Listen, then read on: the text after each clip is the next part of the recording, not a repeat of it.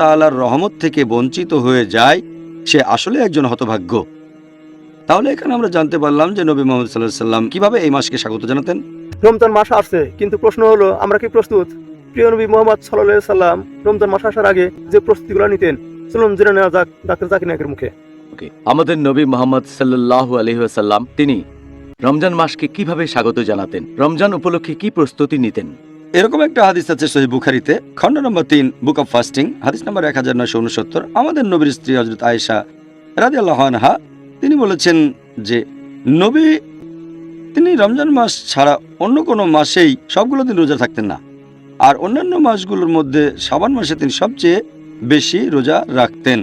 তাহলে এই হাদিস থেকে আমরা জানতে পারি যে নবী মুহাম্মদ সাল্লাল্লাহু আলাইহি ওয়াসাল্লাম পবিত্র রমজান মাসকে স্বাগত জানানোর জন্য তার আগের মাসে অন্যান্য মাসের চেয়ে বেশি রোজা রাখতেন, আর সেটা হচ্ছে শাবান মাস। এভাবে আমাদের নবী রমজান মাসের জন্য প্রস্তুতি নিতেন। এছাড়াও আপনারা দেখবেন আরেকটা সহিহ হাদিস আছে তিরমিজিতে, অধ্যায় নম্বর 50, হাদিস নম্বর 3451।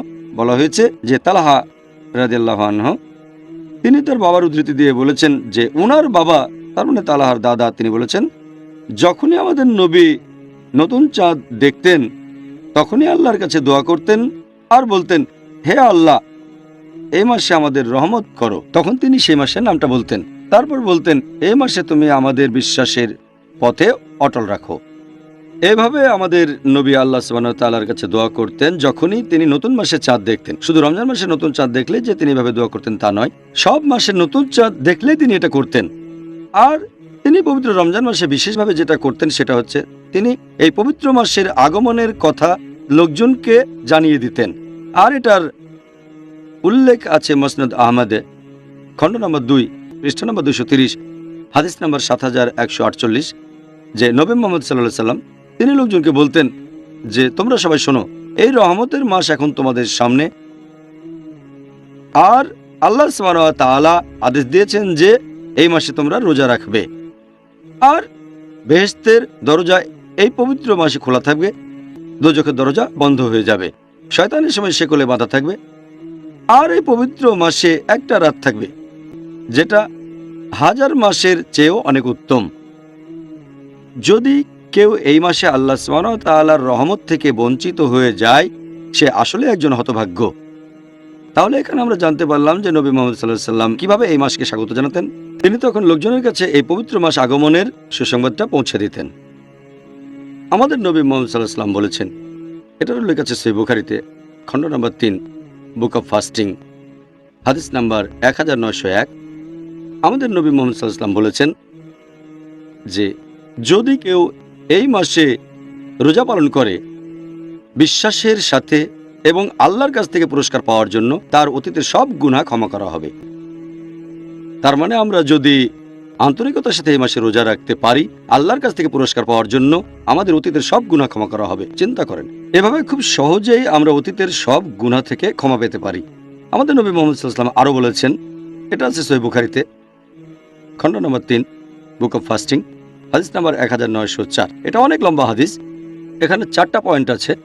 আমাদের নবী মুহাম্মদ সাল্লাল্লাহু আলাইহি ওয়াসাল্লাম বলেছেন যে পৃথিবীতে যত আদম সন্তান আছে তারা যে কাজগুলো করে থাকে সবই নিজেদের জন্য, শুধুমাত্র রোজা বাদে।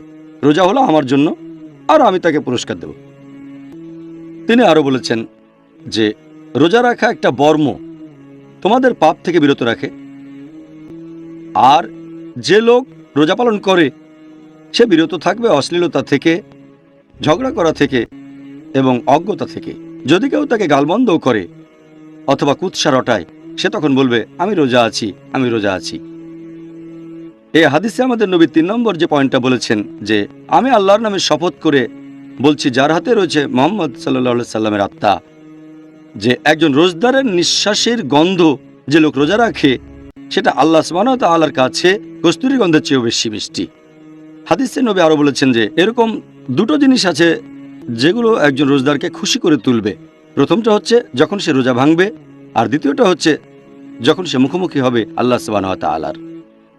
আর এছাড়াও পবিত্র কোরআনে বলা হয়েছে, সূরা নূর অধ্যায় নম্বর 24, আয়াত নম্বর 31, বলা হয়েছে, হে মুমিনগণ, তোমরা আল্লাহর উপর ঈমান আনো এবং তার রহমতকে খোঁজো, তার মানে বেহেশতে যাওয়ার চেষ্টা করো।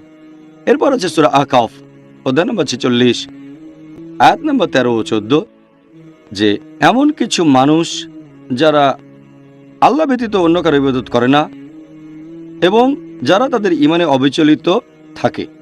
এখানে শব্দটা ইস্তেকাম, যারা বিশ্বাসে অবিচলিত থাকে যে আল্লাহ কেবলমাত্র একজন, অন্য কেউ নেই, এবং তারা কখনো ভয় পাবে না, তারা দুঃখিত হবে না।